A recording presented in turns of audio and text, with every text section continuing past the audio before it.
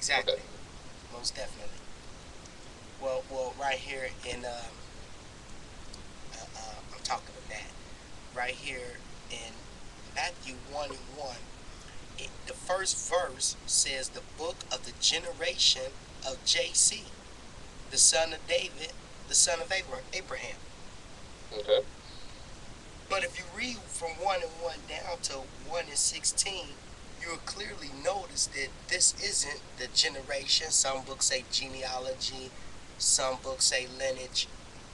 Mhm. But you'll notice this isn't his. Have you noticed that? Um, not so much. I mean, there's so, especially with the King James version, because I know who King James was, and he had his own agenda when he wrote that book. Um, so I guess what's the point here then with this? Well, my point that I'm gonna prove and I'm gonna show you that from the Okay. beginning of the subjugant to the end of the subjugant is a lie. I'm showing you that the first verse, the first words, the first sentence, the first idea is a lie. It's a lie. Could you read 1:16? 1:16, Jacob was the father of Joseph, the husband of Mary, by whom Jesus was born, who is called the Messiah. And Jacob begot Joseph. Hmm. Who is Jacob? Jacob, is this as in Jacob's ladder, all the way No, back no, there? as in Matthew 1:16. And Jacob begot Joseph, the Hmm. husband of Mary, whom was born Jesus, who is called Christ. I'm saying, who is Jacob? Who is Jacob? Does Jacob even exist? I'm quite sure he did. That's Joseph's father. Okay. It's clearly Joseph's father. And if you look before it, Jacob's his father is there, Method, and so on and so forth, all the way back to Matthew 1 and verse 2, all the way back. My point is, my point is if this is the lineage or the generations of JC, why is Joseph there? When we clearly understand that throughout this entire book that Joseph is not his father. If you see in the next few verses, verse 18, that this is not Joseph's child. But my whole point is that this isn't the genealogy, the generations of the one they call Christ. To you in your Okay. position, do you feel like what does it matter?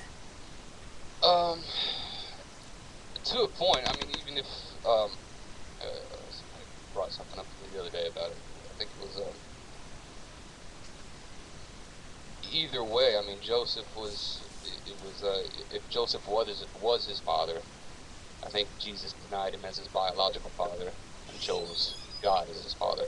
Does that make any Well, sense? no, that doesn't make any sense because that Uh, contradicts verse 18.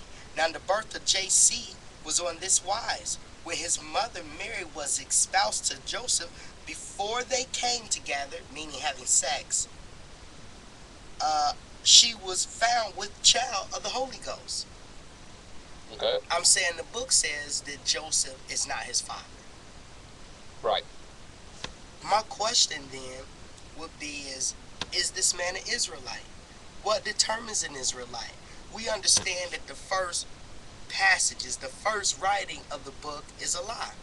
We understand the first idea the book gives you, the book of the generations of whosoever, of JC, is a lie. It's not his Oh, generations.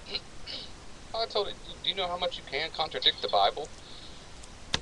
You can Just flipping you through can it. contradict the New Testament a whole lot from beginning to end.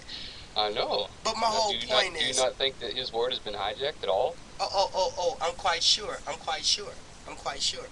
But my whole point is that if um, this is in error, everything following it is in error. If Agreed. the first sentence, the first idea, the first so-called truth is a lie, then you will have to understand that many lies will follow after. Am I right? Absolutely. Okay. That's a major In problem. order for all of this to be so, this person has to be an Israelite. These are parameters that must be intact for this so-called Messiah to be who they are. Agreed. Agreed.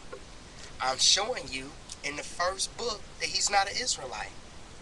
I'm showing you that his lineage, and nowhere can you find his lineage going back to Abraham, going back to David, going back to Solomon, going back to Jacob, who is called Israel, going back to not even one member of the 12 tribes, to not one Hebrew. And it's clear and it's evident right here in Matthew 1 and 1, the book of the generations of Jesus, the son of David, the son of Abraham. That's a lie. Show me where he's the son of David. Show me where his lineage goes back to Abraham. That's a lie. It's an utter and complete lie. Yeah, because the powers that be that wrote it made it that way. True that. And I do understand make it confusing. that. I do understand that. And that's what happens when you come into Caucasian texts. Am I correct? Usually, yes, when you deal with Caucasian derived text, it's usually some lie, some hook, some impropriety there. So yes, you have to research and find further and look further. Yes. Okay. And you can get you can chase that white rabbit all day, man. well, we in agreement that the book is fictitious. We in agreement that the book authors are fictitious. And when you look into a non-Hebrew people for the text, of course it's going to get marred in the water. It's going to get a little murky. Yeah. Okay. Every religion has an agenda, man. So, well, our religion is wicked. But my question, my point is this: is to say, if the beginning of the book is a lie, and it's clearly a lie, how much stock can you put in the end of the book, or in any other part of the book? If the first sentence out of the first person's mouth is a lie telling you the story. Okay. I mean, I understand that. When I read it, you have to question everything, especially nowadays. Well, I'm not questioning everything. I'm questioning the birthright. I'm questioning this alleged Hebrew. That's what I'm questioning. I'm questioning the fact, is this person Greek or are they Hebrew? Are they African or are they Caucasian? See, that's where it, for me, that the race and to me, it really has nothing to do with it. But I have my own experience. You know, most people who say that race doesn't have anything to do with it is people outside of the race. Just sit back and think about that. All of the people who say race don't have anything to do with it is people who are not of that race. You don't see the Chinese in China talking about, well, race ain't got nothing to do with it. That's not true. Yeah, but okay, you got to think of our upbringing too. I mean, we're here in America, and we're not here in America. Separation from the time we're born. We're not here in America. You may be in a place called America. I'm in a place that Europeans took from Native people. They didn't call this place America. My grandmother's a Cherokee, so I have some Native blood in me. But I mean, seriously, to me, race does not matter because. But that's fictitious. That's a fictitious statement. It doesn't matter to me. It might matter to you. I'm saying it doesn't matter to you. You would say that when you are encroaching upon another race's substance. Elaborate. Well,